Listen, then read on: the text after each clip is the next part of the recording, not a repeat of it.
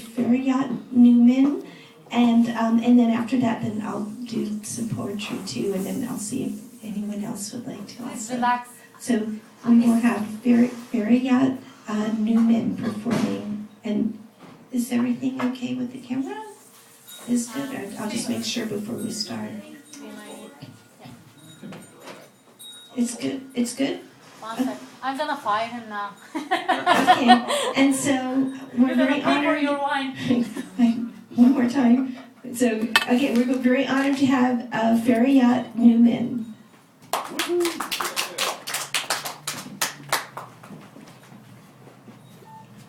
Well, since you mispronounced my name, now I can fuck up your language. Yeah. I like that. Now, get ready. Okay, how do you say it? Feryat? My name is Feryat. Feryat. It's 2 syllable. Feryat. That's just I in the middle. And you are so close because usually people think my name is Harriet. So do not worry, forgive yourself. I don't expect people to pronounce my name. Okay, sorry. So, thank you. Quilt of all things. I do not understand the desert. It has an open sky. I am used to hiding, feeling safe, comfortably, sipping tea quietly from small glass cups, hearing distant melodies of Anatolia, seeking a white-bearded, whirling dervish to appear, speaking the wisdom of 10,000 years. What business have I under the open sky, in a bar, all exposed? My own voice whispers in my ear, if you do not like it, leave. There are some places you cannot leave. A smiling coyote looks at me with judging eyes, calling me a chicken. A roadrunner reminds me there are things to be done. I ask him what things. He doesn't answer, runs after his own lizard. The memories of lost hope do not loosen their grip. The first road trip was long ago. My love and I saw a hawk circling above us, the tones of subtle browns on his wing, invisible to the untrained eye like mine. The flowers were so white, so little, so yellow, they knew how to hide. I imagine a smoke signal on the horizon. Kept looking for the ancient people, riding along the asphalt, behind the electric poles. We wanted to have a home in the desert. That moment, I looked around and saw nothing but 259 shades of brown. Answered, yeah, you're gonna have the home over my dead body. 15 Hollywood years later, Monday night, the end of April, constellation Scorpio rose in the southern sky. Our car broke down in front of Pappy's. An old movie set, a made-up town, 2 hours and a lifetime away from LA. In a nearby saloon, a young man desperately needed a haircut, was hitting an old banjo. Stores were big as our hands that night. The wind was fresh, no hint of dust in the air. We spotted a broken down horse ranch, its back against dark hills with purple shadows. A hawk stood on its gate. It was the omen. The decision was made. We longed for a new beginning. Days without puke in the alleys, without smell of gasoline, sound of sirens, condoms on the sidewalks, bars on the windows. He wanted horses.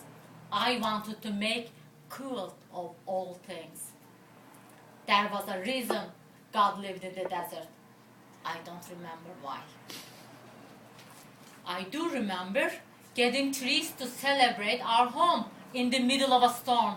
We bought pine for Christmas, peppers for shade, cypress, just because they were in Van Gogh paintings. Mrs. Glenn said, "You city people, this is the wrong time to plant." We believed they would survive. They did. They had plenty of horseshit from an old corral to keep them warm. We were cold. We found out our river rock fireplace wasn't just for looks. Nor was the wood stove. We forgot to get wood. Went to bed, wrapped in our bathrobes, giggled all night, making plans to get an alpaca in the spring, a horse by the fall. All he wanted to write and live simply. Instead, he died. That night, I was in the desert. He was not. I waited for him to wake up. I would tell him how beautiful sunrise was, how proud I was that I stayed in our home alone. I fell asleep just for a second. Beyond the pale pink sunrise, the desert tapped my shoulder. "Wake up," it said. "Wake up. It's time to witness how glorified I am and how small you are. Your home, your trees, your shed, so small. Your cats are small. Now, pick up the phone and be told he's gone. Your life is gone." Now there are days I wake up to a bowl full of fears, staring at me on the kitchen table. I focus on the pink berries of the pepper trees, shaking in the wind. Fruit trees are his memorial. They survived as well. The swamp cooler stopped working again. The water is too hard, pressure is too low, or whatever Mr. Finney explains. Rattlesnake was in the house one night, coiled behind the sofa. I called an animal control. A huge police officer came, pepper sprayed the snake. I began coughing, my eyes hurt. He put his hand on his fucking pistol and showed me a YouTube video of his target practice. He called an owl in the middle of the night.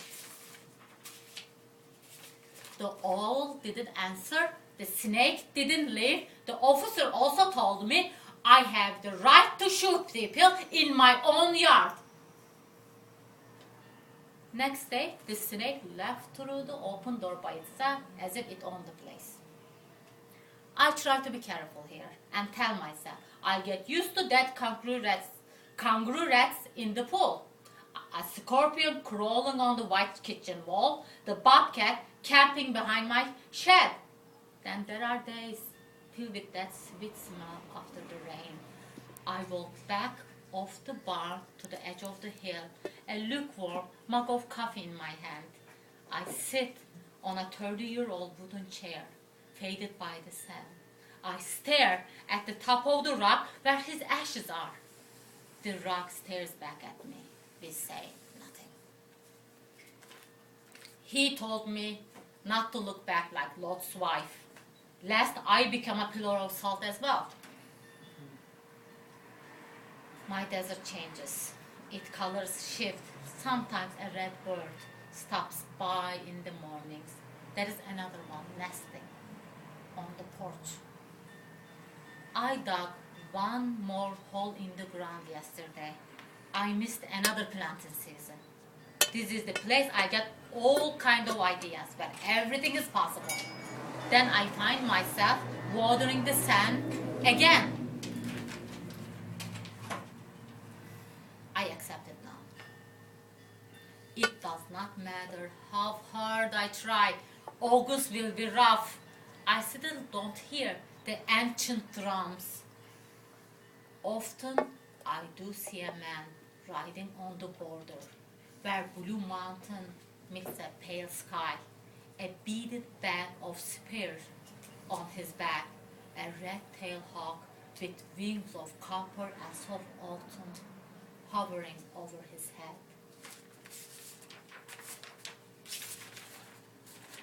I found a quilt of all things in the old thrift shop by the gas station.